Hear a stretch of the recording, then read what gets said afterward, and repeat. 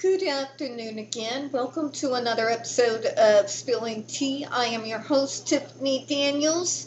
Now, we'll get to the JRC here in a moment. First, the disclaimers and the trigger warnings.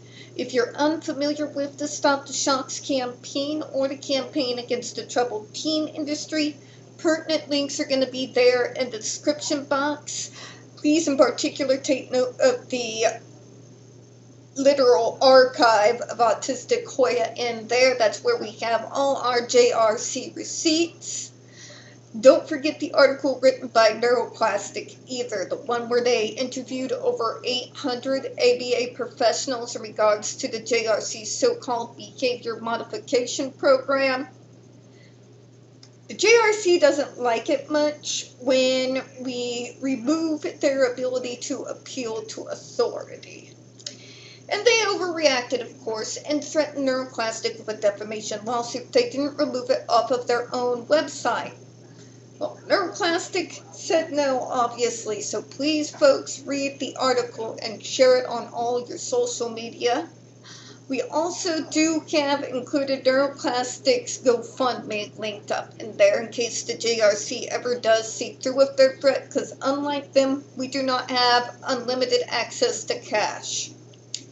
Trigger warnings. When we discuss places like the Judge Rothberg Educational Center or Agape Boarding School for Boys, you're going to hear vivid descriptions of and catch clips or surveillance footage of people with mental health issues and disabled people being tortured and abused. If you do got young children present, please make sure to go ahead and utilize the headphones. Also, this channel is marked not for kids for a reason. We do use profanity and speak on dark subjects. If your child's 16 and younger and they are watching this, very obviously parental supervision is very much advised. Now, in our last episode, we were explaining to the JRC that the FDA's job is to determine in regards to their device whether the risk is worth the benefit. That is their only job. Because when they sit there and say, but you're not protecting them from the SIB or AB, first of all, they can't, not their job. Now that might sound cruel and callous, especially me having worked in this field. I am not cold or callous. You see, it is the JRC's job to be able to assist those kids in getting better using programs and techniques that don't involve causing them knowingly severe physical pain, whether it lasts for 2 seconds or not. Okay? In regards to helping individuals with SIB and AB, severe if you want to use that kind of terminology, that's your job, JRC. To find a humane, sane way to assist with those behaviors without knowingly and willingly causing those kids extreme physical pain over things they have no control over. Which means, if you want to do that, you gotta uncover what those triggers are that is causing the behavior. Which, wouldn't you know it, no medical device known to man yet has the ability to find out what is triggering those behaviors. It's kind of why our field actually exists, JRC. See, that's your job, not the FDA's. Okay? They monitor medical devices. They are only there to decide whether this barbaric device is going to continue to be used to traumatize a whole brand new generation of neurodivergent folk or not. Anything else is beyond the scope of their directive as given to them by Congress. Simple. But let's read what they said after their idiocy.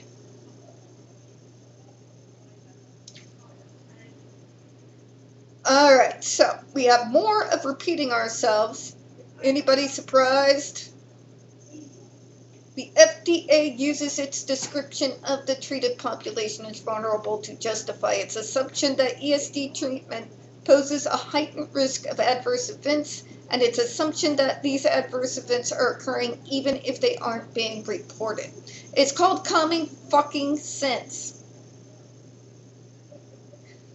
But we got even more. So I'm going to read through that again, and then I'm going to expose just how the JRC is lying today. Must be a day that ends in Y. Alright, let's start with heightened risk. Let me explain something to you all, particularly in regards to those neurotypicals who oversee our care. Okay?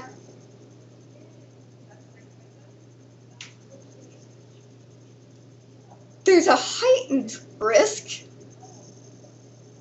because there's ER documentation that shows it's heightened risk. We also know from previous cases, in most abusive situations, people go after the most vulnerable in the group. Either they think they can terrorize you into not talking, or they will choose you specifically as their victim because they know you won't. And there's plenty to back that up. Okay?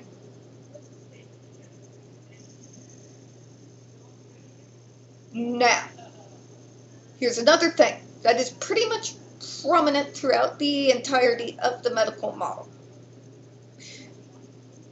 In regards to rampant abuse in things like group homes, day programs, residential schools, and it not getting reported,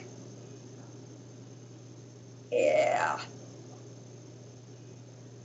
You're not going to tell me it never happens, JRC. Especially not how many times I've been a part of that unannounced committee that shows up when you don't want us to, called when things go wrong. Okay? You have any idea how many cases came past my desk that did not pass the sniff test? And that how once presented to my superiors, we would go digging and we find even more shady shit? Little hints here and there, a way for these kids to communicate in a way that doesn't get them in trouble. I've seen it. Okay? Spare us your stupidity. Particularly when it comes to schools and disabled kids as well. Disabled kids are a whole hell of a lot less likely to report adverse events or abuse because we are told from get-go nobody will believe us. In fact, many have used the excuse of the person being disabled, saying, well, obviously, that may be what she thought was happening, but look, she's developmentally disabled, she's disabled, she doesn't know what she saw. If you're wondering why I was able to act that relatively decently, it's because I've had those conversations with people. as a part of the committee of when things go wrong. Okay? Now, let me continue through the gaslighting here. JRC's patients have a broad range of developmental disabilities and capacities to communicate. Many patients, including LE described above, are not only able to communicate verbally, but have articulated that the GED has benefited them. All right, JRC, we need to sit your ass down. These kids are either A, so completely and utterly out of their minds and out of control that the only thing we understand is a device put on us to cause us physical pain, or we are completely articulate and do very well at being able to communicate, which would mean I'm competent, I can speak for myself, I'm not having these bizarre behaviors, but I still got the device on. Do you see your contradiction here, JRC? Are they out of control, or are they perfect, articulate, and maybe they should start being faded off the device now? Because which one actually is it? And again, at least if you're going to sling nonsense, have somebody proofread it first. Mother of God, you all contradict yourselves every other sentence.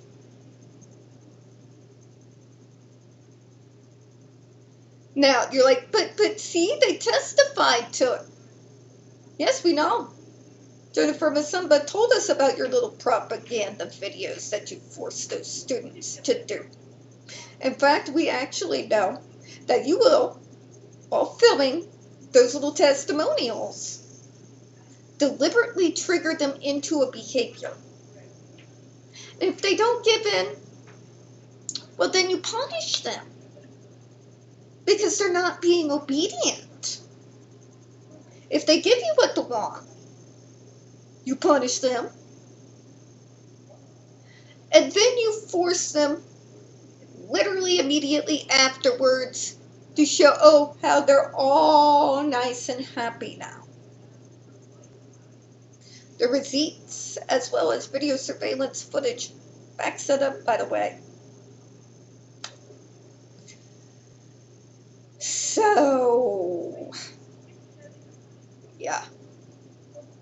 In reference of what the FDA is actually referring to, JRC, and I know that you're not so stupid that you don't know exactly whom they are referring to. We are talking about the nonverbals when they were speaking on this particular subject.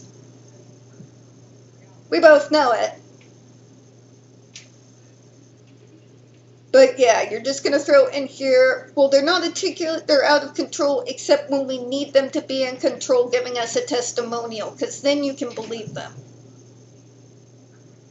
You all are all the red flags. All the red flags in alphabetical order. Oh my God. All right. For even the most severely developmental disabled person, they can and do express discomfort and distress, including through their observable behaviors, as SES's father testified during the trial in Massachusetts. Oh, here we go, the hitting herself and da-da-da-da, and she's doing better and talking now, not that. First off, that dad you presented, more than likely a pediatrician, primary care doctor. They are not an expert in this particular side of the field. You know it. I know it. They may be a doctor, But having worked in this field, I have a little bit more expertise in regards to this than some parents, whether they've worked in healthcare or not. That includes my own mom, by the way, who, unlike you, JRC, realizes that she has been in healthcare over 40 years. But when it comes to this particular side of medicine, I know more than she does.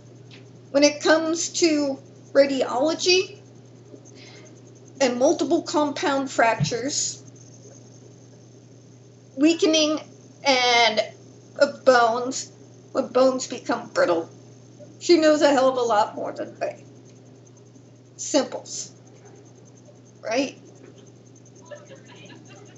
Yeah. Your hearsay, whether it's the parents or you saying it, as measured up against ER documentation and photos and your own video surveillance footage,